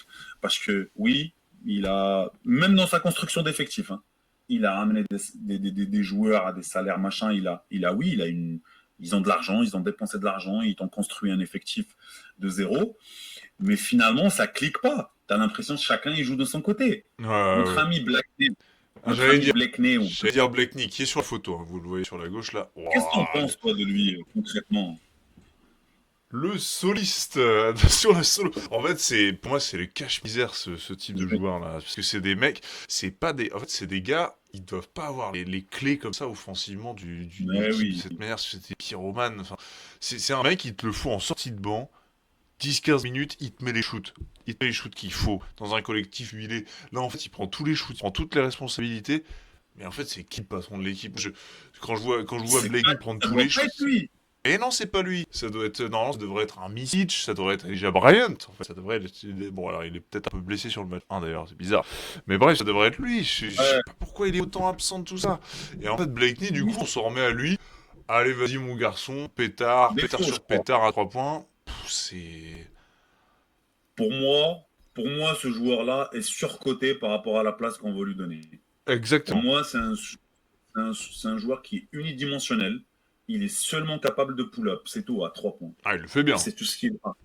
Pour moi, mais il fait ça très bien, il n'y a aucun problème. Ah, Hein. ouais. C'est peut-être l'un des Magnifique. meilleurs pétards qui puisse, machin. Jump shoot à prendre vraiment Et, à aller checker le jump shoot. Hein. C'est très beau. ah oui, oui, un jump shoot, oui, oui, de très très haut niveau. Là. Je crois que j'ai vu passer un tweet, je crois que c'est Nadir, non? Nadir Ifi qui disait que Ah, est-ce que Blackney n'a pas le meilleur pull-up d'Europe? je vais regarder, je vais je, vérifier. je suis d'accord avec lui, sauf que j'ai envie de lui dire, il a que ça finalement. Hein. Il a que ça, quoi. Et donc Oui, oui, il en l'a fait, dit, effectivement. Il a dit C'est ça. Nadir? Ah, Rien à ok. dire. Mon Donc, avis, ouais, c'est que Blakeney a le meilleur jump shoot de la ligue avec Mike. Avec Mike James. Qu'est-ce que vous en pensez? avec Mike. Ah, je lui ai répondu, mais tu lui as répondu. Mais Mike James, il a 2 black knee dans chaque jambe. Enfin, je veux dire, Ah, il a 2 black knee à droite. Alors, attendez, c'est très marrant parce que donc Saad a répondu directement à Nadia Ifi sur Twitter en lui disant bon, je vais vous traduire en français, écrit en anglais, mais je vous traduis en français. Mon avis, c'est que Blakeney n'a que ça, n'a que ça en fait. Voilà. En gros, ne sait faire que ça, Ah mais oui, malheureusement, le basket, c'est un peu plus que ça. dommage pour lui. Je vais répondre à Nadia Ifi. J'aurais aimé qu'il te rentre dedans en retour, tiens. Il est pas venu. Il n'a pas répondu. Non, Nadir, il est sympa. On embrasse. Oui, donc voilà. Par contre, de l'autre côté, hein, une machine. Hein. Une machine de guerre, les gars. Campazzo, c'est trop. Simon, c'est trop, Campazzo. C'est trop. C'est au-dessus. Ah ouais, non, mais ça sait tout faire, Campazzo. Ça La s'est main drivé. chaude. Vraiment, ça s'est distribué, ça s'est shooté à 3 points. On est plus sur. Et pareil, encore une fois, hein, tu joues contre le Campazzo, j'ai l'impression que Itudis, il regardait les vidéos de Campazzo 2016-2017, je crois, quand il était prêté en, en deuxième division espagnole. C'est pas possible.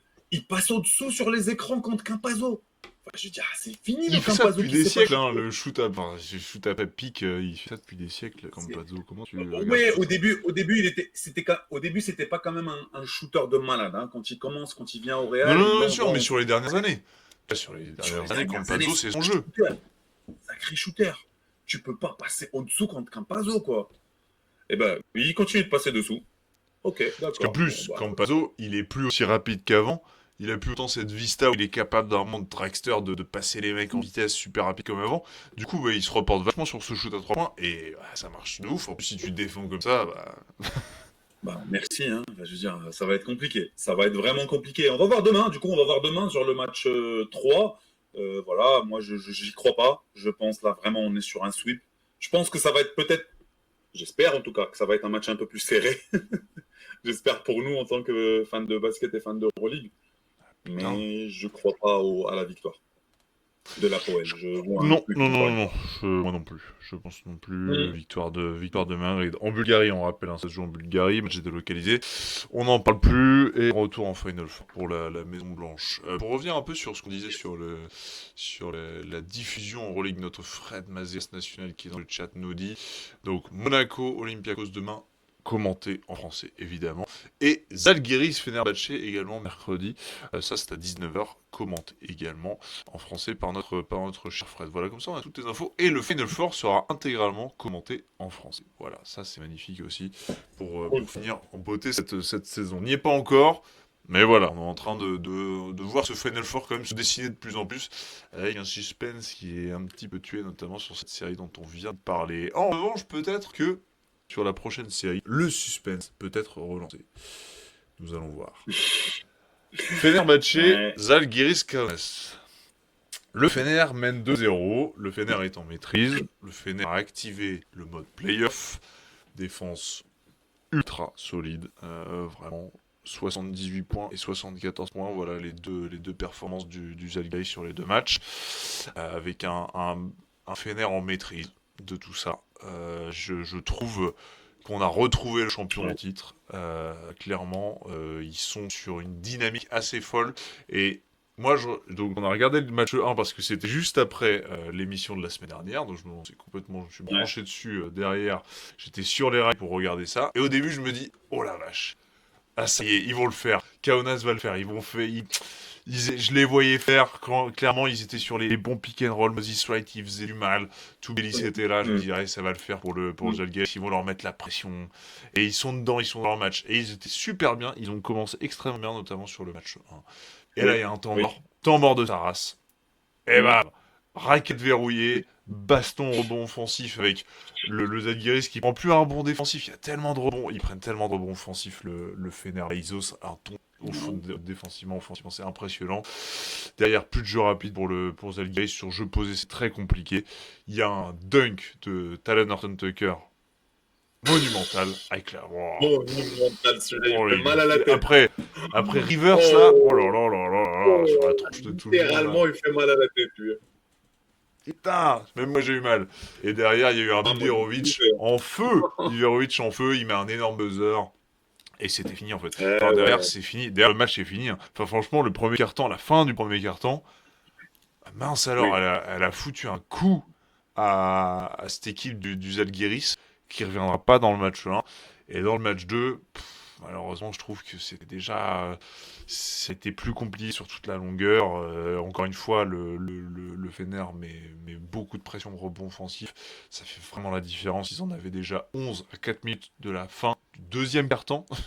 Donc franchement, ils étaient sur une pression. Il n'y avait même pas eu besoin de Talen Horton-Tucker qui met que 2 points dans le match 2.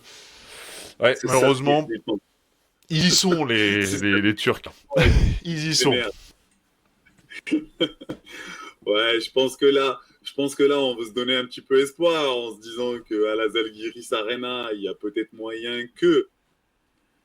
Mais on le sait tous, cette équipe du Fener est au-dessus du Zalgiris, ça, on va pas se mentir. Mais moi, je reste sur mon état d'esprit que j'ai dit au début de l'émission, sur ces 3 matchs, mis à part le Pana Valence, que je suis déçu, mais pas surpris. Déçu par la facilité dont tu viens de parler, là, justement, tout ce que tu viens de nous dire là, c'est-à-dire que quand tu regardes les 2 matchs, bah, c'est simple, hein, il y a plus 18 à la mi-temps pour le Fener, sur les 2 games. Ouais. Plus 18 à la mi-temps, les gars, sur un match Euroleague, oui, je sais très bien les remontadas, blablabla, blablabla, mais c'est pas tous les jours, et pas sur un match playoff, et pas quand tu joues à domicile, et pas quand tu joues en Turquie, hein. Enfin, je veux dire, là, pas quand tu joues contre une équipe de Sarras, et plein de choses. C'est la fournaise, hein. Et là-bas, là, ils étaient chauds, hein. Ils étaient très très chauds. C'est compliqué. Donc oui, encore une fois, déçu mais pas surpris. Les game changers pour moi, clairement, Tariq et Nicolo Melli. Nando De Colo qui fait un Vous l'avez en match photo, Nicolo Melli. extraordinaire sur le match 2. Nando, 16 points en 16 minutes. Une masterclass en deuxième mi-temps. Vintage Nando. Franchement, tous les postes 1, postes 2 qui sont en centre de formation, il faut leur faire des vidéos de Nando, quoi. Enfin, je veux dire, c'est énorme. Ce gars-là, en termes de fondamentaux basket, c'est extraordinaire. Alors oui, il faut rendre hommage à Nando, je suis d'accord, mais rendre hommage à Nico Melli, quand même. Ah non, mais franchement. Nicolas Melli, pour moi, il a donné des cours particuliers à Tubelis sur ce match-là. Vraiment. Il a donné des cours particuliers gratuitement. Ah tiens, cadeau. Nicolas Melli, il était... Nicolo. Donc, Nicolo Melli, pardon. Pas Nicolas. Nicolo. Oh, attention de là, nos amis de... Nicolo Melli, il était énorme. Mais ce mec-là, il est extraordinaire. Hein. Je veux dire, franchement, il est extraordinaire. Il a quel âge maintenant, Nico Melli, là? Ah, il commence à être vieux, En fait, je sais pas s'il est si vieux que ça. C'est pour ça que je demande. Hein. Est-ce qu'il est si vieux que ça, en fait, Nicolo Melli? Il a 35 ans, ouais, quand même. Hein. Il a 35 balais. Les gars, 35 ans, il est en train encore de te faire la misère sur un match playoff Euroleague. Et il est trop fort. Je veux dire, un game changer, tu vois, on parle pas d'un mec backup qui rentre apporter 2-3 trucs, tu vois. Ah, il est là. Et le mec, il est là, pour les 2 games. Tout, hein. Post-up, shoot, mi-distance, fondamentaux, Hustle. Il a un post-up pareil, encore une fois, à montrer dans le Exactement. centre de formation. Il prend la place, il te met derrière, tu ne passes pas devant. Il suffit que la balle arrive dans la main au bon moment, dans le bon timing, t'es mort. T'es mort, tu peux rien faire. Dès qu'il t'attrape, tu peux rien faire. Défensivement, pareil. Il est partout. Non, pour moi, c'est un game changer. Vraiment un game changer. Je suis d'accord. Alors après, Sur les stats, Tariq attends, sur. juste, je rappelle juste les stats du Oui, garçon, mais sur le match 1, attends, que je me trompe pas. 13 Match. points sur le match 1, Ouais, 17. Non, l'inverse. 17. Non, 13 sur le match 1 et 17 sur le match 2. voilà, exactement. Ouais, c'est ça. Et puis à chaque fois, du rebond, 5 rebonds sur le sur match 1, 4 rebonds sur le match 2, il est à 16 déval, il fait pas des. Il met rien à côté, en fait, quasi. Il met un petit 3 points aussi pour changer le truc. Ça. Ouais, c'est trop propre. Trop propre. Et puis même Simon, même en termes d'impact, de choses qui ne se voient pas statistiquement, il est énorme. Il est énorme. Le lien qui crée entre les joueurs aussi, il est énorme. Mhm. Je parle basketement parlant, pas le Oh, lien ouais. dans les vestiaires. Je te parle, tu vois, ils Il a appellent ça, fini c'est les deuxième, Américains. il faut rappeler, hein, il a fini deuxième aussi au vote défenseur de l'année, hein, derrière Diallo. Donc vraiment, enfin là-dessus, il a une importance De toute aussi. façon, De toute façon, rappelle-toi, quand on a discuté, quand on a parlé un peu de la performance du Fener et de la saison régulière du Fener, on a clairement parlé d'une époque sans Nico Melli et d'une série sans Nico Melli. Et à un moment donné où Nico Melli se blesse, et là, bim, le defensive rating, je veux dire, le pourcentage défensif du Fener qui, a, qui est tombé d'un coup, quoi. Donc, clairement, c'est un gars, il est super important dans le système de Saras. Et donc, à l'inverse, en face, Ah, faut en waouh, parler. waouh, waouh, waouh. Waouh, waouh, waouh, waouh, waouh, waouh. C'était. Mais le Alors, maître Saras est encore au-dessus de l'élève Massiulis. On rappelle que là, les de toute deux, façon, les deux sont liés depuis de nombreuses années. Et enfin, Massiulis a pris son envol pour sa première année en tant qu'head coach avec José Gris. Et il fait une saison tout à fait remarquable quand même. Mais il y a un petit gap encore. ouais, oui, oui, oui, oui, oui, bien sûr. Il y a un petit gap. Après voilà. Après, moi, j'ai vu, honnêtement, au début, tu sais, tu parlais au début là, du premier carton du premier match. Moi, honnêtement, je me suis posé la question à un moment donné. Je me suis dit, putain, les Algéris, ils rentrent bien dans leur game. Défensivement, ils étaient très hauts, ils étaient proches des joueurs. Ça impactait partout. Ça switchait sur les pics, mais ça switchait d'une manière très forte. Ça fermait tous les drives. Non, c'était. Et puis pareil, offensivement, ils arrivaient à trouver des solutions parce qu'on l'avait dit que Saras allait choisir son poison et c'est ce qui s'est passé. Saras, il a dit bah allez-y, mettre les points à l'intérieur si vous voulez. Tbilissi et Moses Wright. Mais Sylvain et Williams Maudolo Goss, et Maudolo. vous n'allez pas les mettre. Et on va laisser les autres tirer à 3 points. Et on a vu la catastrophe qu'il y avait à 3 points aussi, en mode Monaco, un peu Zalgiris à 3 points. Hein. Ouh là là, je dirais un pourcentage catastrophique. Ouais, ils sont Donc, sur les deux matchs autour des mais, 25% à 3 points hein, sur les deux matchs. Donc, c'est dur. c'est à combien le premier match? Ils font 5 sur 22. Ouais. Voilà, que c'est pas fou. Hein. Ouais. Et le deuxième, non, le premier, ils font 5 sur 22. Et le deuxième, ils font 5 sur 23. Donc, c'est pas fou tu vois. Quand t'as en face, ça tourne à 10 et 13 sur 25-27, quoi, tu vois. Et leur jeu tournait sur les trois extérieurs hein, dont on a parlé, hein, Williams, Francisco et Maudolo. Quand ces trois-là n'existent pas, Žalgiris, ils ont du mal à exister quand même. Enfin, parce que Moses Wright, bon, oui, Moses Wright, très belle saison Moses Wright, mais... Et les deux matchs, Moses Wright, ça va. C'est pas Ah oui. extraordinaire. Mais Ah oui, non, mais il est bon, parce que, il est, on va dire, comme tu disais, le Saras et le Fener ont choisi leur poison. Donc ils se sont dit, bon, Exactement. Moses, ok, Moses, tu vas mettre tes points sur pick and roll, t'inquiète, mais tes trois loustiques, là, ils vont pas tirer à gogo sur nos tronches, quoi. Non, ça va pas être ça. Ils vont pas driver aussi. Ils vont pas être dans la raquette. Oui. Il y a une image hein, de Sylvain oui. Francisco, qui drive, à un moment, il y a les 4 mecs du Fener, boum, resserrés sur lui comme ça. Lâche-la à 3 points et laisse-nous mourir avec ça. Et c'est ce qui s'est passé. Et la seule clé pour les Algéris aurait été de mettre des shoots à 3 points. Tu mets pas des shoots à 3 points, tu fais pas péter la défense du Fener, c'est fini pour toi. C'est fini pour toi. En face, le Fener, c'est trop de talent. C'est trop de talent. Comme tu l'as dit tout à l'heure, c'est choquant. Tu vois, Tiechi, moi je l'ai dit tout à l'heure quand je parlais de Kendrick Nunn. Pour moi, Kendrick Nunn et Tiechi, c'est les meilleurs joueurs de l'Euroleague aujourd'hui. Je veux dire, intrinsèquement, tu vois, sur le papier, c'est les meilleurs joueurs. Et ben, le Fener, t'as mis 20 points, ou je sais pas combien c'est terminé, ils sont venus mourir à 12 points le dernier match, mais normalement, il y a 20 points, sans Tiechi. C'est-à-dire, Tiechi, il a mis combien sur le deuxième match? Il a mis 2 points. Il a mis 2 points en -1 d'Eval. Enfin, je sais pas si tu te rends compte. Enfin, Ouais, c'est énorme. Parce que pourquoi? Parce que à côté, ok, pas de problème. Il y a Nando, il y a Tariq, il y a notre ami Baldwin, il y a Devon Hall, Hall. Devon Hall. T'inquiète pas, t'inquiète pas. Il y a du matériel, tu vois. Donc, ouais, voilà. Pour moi là, ça risque d'être compliqué. À la Même Zalgiris Arena, si, là, en feu, là, premier match de ouais, playoff, ça fait longtemps qu'ils n'ont pas vu les playoffs, du côté de Kaunas, playoff d'Euroleague. Il y a moyen que ce soit... ça va être très chaud, ça va être ambiance de zinzin mercredi, mais... ouais, mais... s'il y a un En match à fait, prendre, c'est ouais. celui-là pour les Alpes. Tu vois, encore une fois, je vais dire Non, non, non. n'importe quoi. Pour moi, Heureusement, non, c'est plutôt... Ce que tu voulais dire, peut-être, c'est s'il y a un match parmi les 4 séries qui peut tourner à l'avantage de celui qui est mené de voilà. 0, c'est bien celui-là entre le Zalgiris et le Fener. Putain, t'es un bon, toi, comment tu m'as sauvé. Merci, Simon. Mais oui, t'as raison. Voilà pour ça, mon gars. On est une team. Non, mais Je te laisse c'est pas dans vrai. la merde, je te Non, mais c'est relève. vrai, t'as raison. Ça, on l'a dit tout à l'heure. On l'a déjà. Merci, Simon. Franchement, bravo. Mais ça, oui, t'as raison. Clairement, on l'a dit tout à l'heure. La seule série qui a un autre goût, je sais pas, dites-nous ce que vous en pensez, les gars, mais la seule où il y a peut-être une chance que ça part pas en sweep et que ça part en 4 games, c'est celle-ci.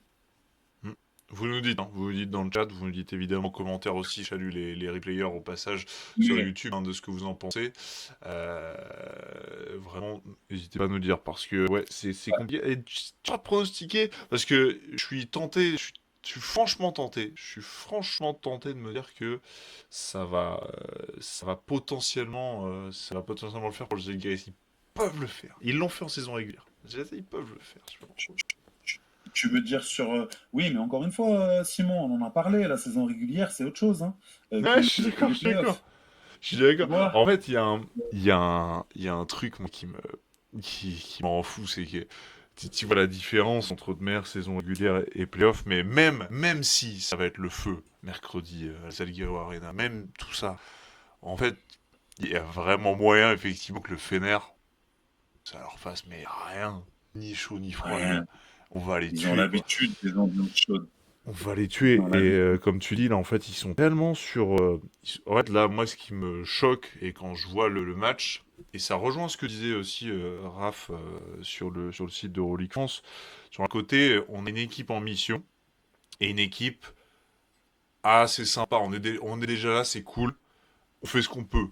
Et en fait, c'est un peu ce qui ressort, et où tu te dis, en fait, le Fener, ils sont tellement en mission que. Et là, en fait, ils ont toutes les cartes, ils ont tellement toutes les cartes en main, ils sont tellement dans la maîtrise, ils ont pas de soucis de santé aussi sur leurs joueurs Mm. phares, sur leurs joueurs clés. Comme tu disais, des fois, ils ont même pas besoin de leur meilleur joueur, Talan Horton-Tucker, parce qu'il y a tellement un collectif qui s'installe autour. Quand t'arrives sur le banc, purée, t'es crevé là, vas-y, dans le troisième carton, et puis tu regardes, puis il y a Nando De Colo qui arrive et qui te met des banderies à 3 points. Non, ça devient, je pense que ça va être compliqué. Je pense qu'il y a une grosse bagarre en revanche. Là, moi, j'attends un Bah, match, par contre, rentrez dedans, là, Zalgiris, là. Montrez que vous êtes chez vous et offrez un match de mais ça zinz. va pas suffire. Mais ça va pas suffire, Simon. Je pense que la clé va être encore une fois l'adresse à 3 points du Zalgiris. Pour moi, ça va être ça la clé. S'ils n'arrivent pas à faire péter la défense du Fener en mettant des shoots, et ça risque d'être compliqué. Et mettre des shoots, on sait très bien que les mecs ils doivent shooter, ils shootent tous les jours là, ils doivent shooter des 600, 700 shoots par jour, je sais pas, mais aujourd'hui sur ces matchs de playoff, on sait très bien qu'il y a un aspect mental qui va être extraordinaire et qui est extraordinaire, qui est toujours un cran au-dessus de la saison régulière. Et donc là, demain, c'est pas demain du coup le match, c'est après-demain, c'est Mercredi. mercredi. l'aspect mental, on va voir est-ce que les Zalgiris ils sont capables de passer, de step up mentalement sur un match playoff, que le bras se relâche et qu'ils arrivent à mettre dedans, comme ils ont l'habitude. Là, il y a moyen que ça passe sur le match 3 si c'est le cas. Si les joueurs sont encore un peu crispés, etc., ça risque d'être compliqué parce que. Tu sais quoi, là, allez, je le dis. Le Zalgiris va le faire. Le Zalgiris pousse un match 4. Allez, c'est bon, j'en peux plus, moi, là. Depuis tout à l'heure, je me dis, vas-y, c'est bon, c'est 3-0. Match 4. Match 4, parce que le Zalgiris va le faire à la maison. Parce que Sylvain, voilà, il y a un moment, Sylvain, il va se retrouver face à, allez, putain, au grand Silva, là, le pivot du backup du Fener, là. Pas du tout ce joueur. Ah, Hop là, petit shake and bake. 3 points sur sa truffe, salut. Et on va se retrouver sur un match 4, les amis. C'est ce que je souhaite. C'est ce que je souhaite. Et je pense que Snorky le dit dans le chat, mais peut-être que Sarah le souhaite aussi, parce qu'il veut peut-être rester un peu plus en famille, lui qui est lituanien. Donc, petite semaine en Lituanie, ça va le requinquer, nous dit aussi Bignono. Et il a peut-être raison, tu vois. Et Snorky nous dit Tubelis. Notez bien le nom pour le Game 3. Moi aussi, j'adore ce joueur, on aime tous ce joueur, mais c'est peut-être tout seul, plus compliqué. Mais c'est Gros Factory, c'est d'ailleurs un des meilleurs joueurs, là, parce qu'il profite évidemment du fait que le Fener défend à mort sur les 3 extérieurs. Donc, eh ben écoute, on verra. On verra, et ce sera à 19h mercredi. Vous nous dites évidemment en commentaire si vous voyez cette série se prolonger jusqu'à un 4e match. Nous dites s'il y a du... s'il y a des Francisco fans aussi qui ont envie de voir le français fait, parce que c'est compliqué. On n'a pas noté quand même, mais c'est compliqué aussi pour Sylvain. Enfin, c'est clairement. Alors, je dis pas que c'est un autre step, qu'il n'est pas à la hauteur de ce step, mais tu vois que de toute manière, il a pas. En fait, il a pas le jeu en main comme il a d'habitude. Il n'a pas les espaces nécessaires aussi qu'il a d'habitude pour pouvoir régner aussi là-dessus. Il y a une défense du Fener qui s'habitue là-dessus. Par contre, je trouve qu'il fait du coup bien jouer les autres. Mais malheureusement, il est un peu trop effacé en fait, je trouve, à mon goût. Ouais, après, il a besoin aussi des autres un petit peu. Si les autres step up autour, la défense va s'ouvrir un petit peu plus et il aura un peu plus d'espace. Aujourd'hui, c'est énormément focus sur lui, ce qui est normal. Et je veux dire, à un moment donné, le basket, c'est 55, hein, c'est pas 1 contre 5 non plus, c'est pas possible. Même si on caricature en disant ça, le 1 contre 5, mais voilà, il a besoin des autres autour de lui, il a besoin que les shoots, que l'équipe commence collectivement à mettre des shoots, et là, il aura plus d'espace. Après, il faut pas oublier que on n'a pas checké ce point, mais est-ce que c'est les premières playoffs? Je crois que c'est les premiers playoffs de Sylvain. Oui, c'est le premier playoff de Sylvain. Donc, les gars, faut pas se leurrer, il faut pas négliger l'aspect mental, les gars. Ça n'existe pas. Tu viens un truc, c'est pas pareil. La routine n'est pas pareille, l'ambiance n'est pas pareille, tout n'est pas pareil. Mentalement, t'es pas pareil.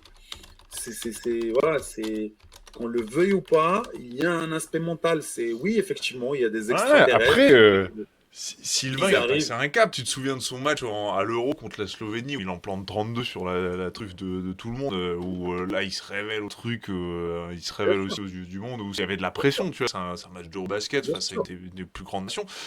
Donc, bon, je dis pas que voilà, tout se ressemble et c'est pas la même équipe surtout, mais je suis d'accord moi aussi sur un aspect, c'est que autour, tu dois avoir des mecs aussi qui step up et qui sont capables aussi d'apporter plus pour le libérer lui, quoi. Ça, je suis d'accord avec toi pour le coup.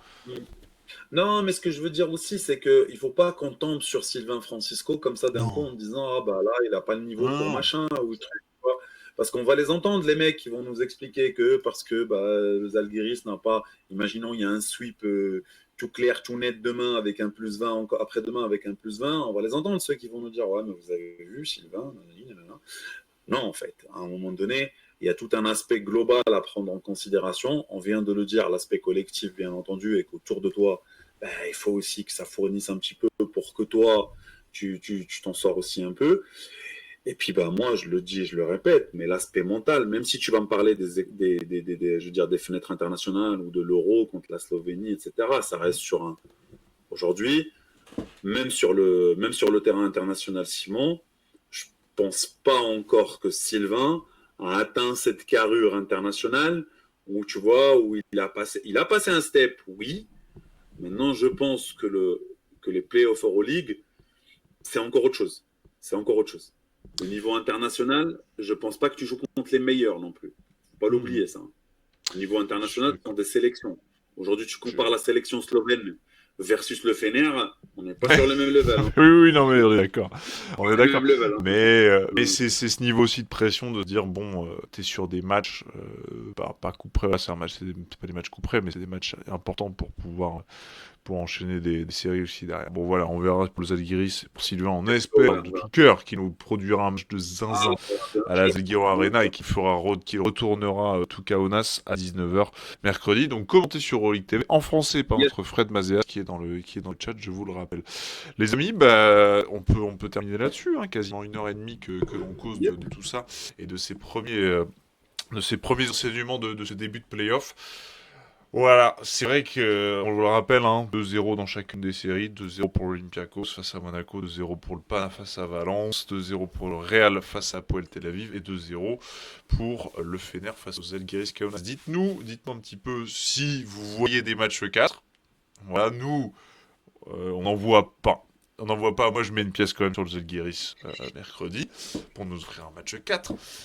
Mais sinon, compliqué quand même. Voilà, compliqué quand même. Dans tous les cas, on devrait avoir notre affiche du Final Four qui est déjà à peu près dessinée. Olympiakos, Panathinaikos, Real Madrid et Fenerbahçe. Ça donnera un Final Four assez titanesque quand même. Hein. Mais on aura le temps d'en reparler de tout ça. Bon, merci Saad. C'était un régal. C'était cool. Merci Simon. Merci tout le monde. Merci à tous d'avoir été là, merci de nous avoir suivis. Je vous rappelle que tout cela est en replay sur YouTube, vous pouvez tout vous remater. Pour nous remater, évidemment, nous insulter sur les techs catastrophiques ou nous dire évidemment que nous avons tort. N'hésitez surtout pas. Je remercie les replayeuses sur YouTube, je sais que vous êtes nombreux. Gaël notamment, que je salue, qui est toujours dans les commentaires sur YouTube, ça nous régale. Donc n'hésitez pas aussi à vous abonner sur YouTube et évidemment sur cette chaîne Twitch, sur les réseaux aussi de Euroleague France. Nous on se retrouve dès la semaine prochaine pour pouvoir évidemment parler de tout ça et débriefer peut-être de la fin de ces séries de quarts de finale de playoff et parler du Final Four et envoyer la grande preview. On verra. On va croiser les doigts, on verra comment ça va se passer. Mais en tout cas, on se tient évidemment au courant. Et si vous voulez vous tenir au courant de toute l'actu, c'est sur Euroleague France, sur le site internet évidemment. N'hésitez pas. Merci à tous de nous avoir suivis dans cette émission numéro 13. Plein de bécos, des gros bisous à Snorky, Bignono, merci à Fred Mazéas une nouvelle fois d'être passé dans ce chat et regardez-le évidemment demain commenter ce Monaco Olympiakos à 19h45. Bisous, passez une belle semaine de playoff d'Euroleague, régalez-vous, ciao, à la semaine pro. Ciao.